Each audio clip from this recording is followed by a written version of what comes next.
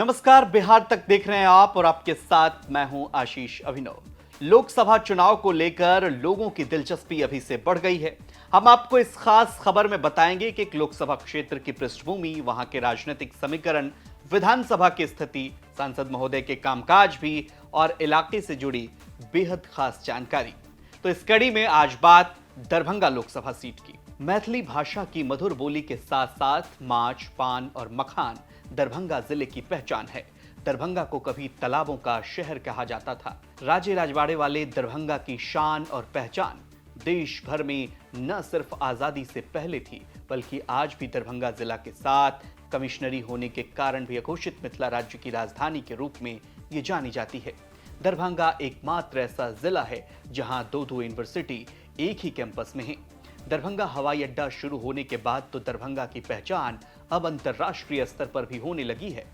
ज्ञान की भूमि वाले दरभंगा में राजघराने से लेकर राजनीतिक दिग्गज के अलावा अंतर्राष्ट्रीय खिलाड़ी, शिक्षाविद भी राजनीति में अपनी किस्मत आजमा चुके हैं और कई बार तो दरभंगा लोकसभा सीट से जीतकर दिल्ली में सांसद बने और केंद्र में मंत्री भी बनाए गए।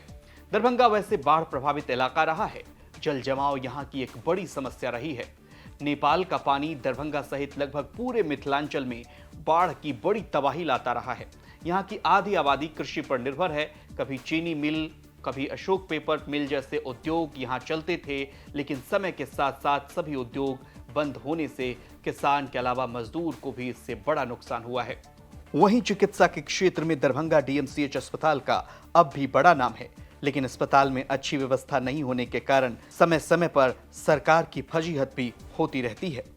इस चुनाव में अनेक मुद्दे हैं और चुनाव की संभावना को देखते हुए जो लाभ दरभंगा को मिलना चाहिए था उतना लाभ इस बार नहीं, अभी तक में नहीं मिल सका है।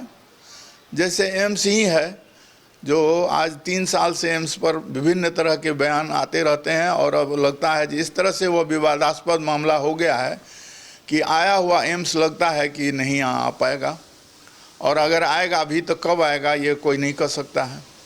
जल जमाव की समस्या है, जो यहाँ एक सबसे बड़ा जो अस्पताल है जो मिथिलांचल के नहीं बिहार के दूसरे नंबर पर आने वाला अस्पताल है, जो कभी पहले नंबर पर था, वो जल जमाव की समस्या से जूझता रहता है और जहाँ एक कड़ी बारिश होती है कि वो पूरा डूब जाता है और क्या कहते हैं, पेशेंट को भारी दिक्कत होती है। बात राजनीति की करें तो दरभंगा लोकसभा सीट पर फिलहाल बीजेपी का कब्जा है। इस सीट पर 2019 में बीजेपी के गोपाल जी ठाकुर ने आरजेडी के कद्दावर नेता अब्दुल बारी सिद्दीकी को पराजित कर संसद भवन पहुंचे थे।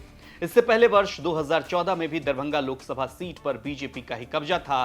तब दरभंगा लोकसभा सीट पर क्रिकेटर कीर्ति आजाद ने आरजेडी के उम्मीदवार अली अशरफ फातमी को पराजित किया था। खास बात यह है कि कीर्ति आजाद दरभंगा से 3 बार बीजेपी की तरफ से सांसद चुने गए और कीर्ति आजाद ने ही पहली बार 1999 में यह सीट जीतकर बीजेपी के खाते में डाला था। तब भी उनका मुकाबला मोहम्मद अली अशरफ फातमी से ही था। वैसे तो दरभंगा जिले में कुल 10 विधानसभा की सीट है।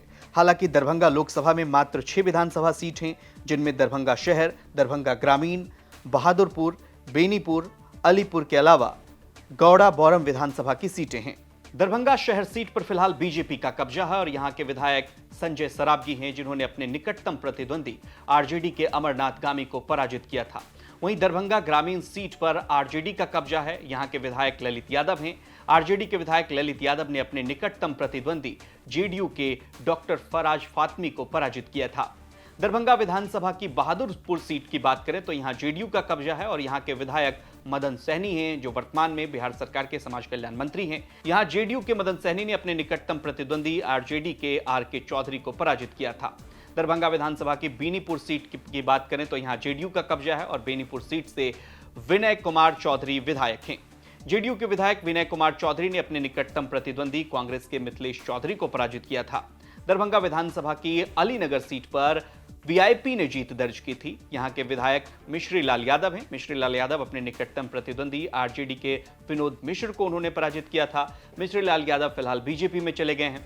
दरभंगा के विधानसभा के गौड़ा बौरम सीट की बात करें तो यहां भी वीआईपी का कब्जा था और यहां के विधायक फिलहाल स्वर्णा सिंह भी वीआईपी को छोड़कर बीजेपी में शामिल हो गई हैं। हमने बीते लोकसभा और होने वाले आगामी विधानसभा चुनाव को लेकर भी कुछ जानकार लोगों से बात की है, जिन्होंने दरभंगा में राजनीति से लेकर उद्योग धंधे और तमाम मुद्दों पर बातचीत की। उद्योग के क्षेत्र में जो पहले भी जो दरभंगा महाराज या उनके ज़माने में जो कुछ हुआ, उसमें लगा कि चीनी उद्योग एक काम कर रहा था, चीनी मिल काम करती थी, लेकिन चीनी उद्योग भी दम तोड़ दिया है।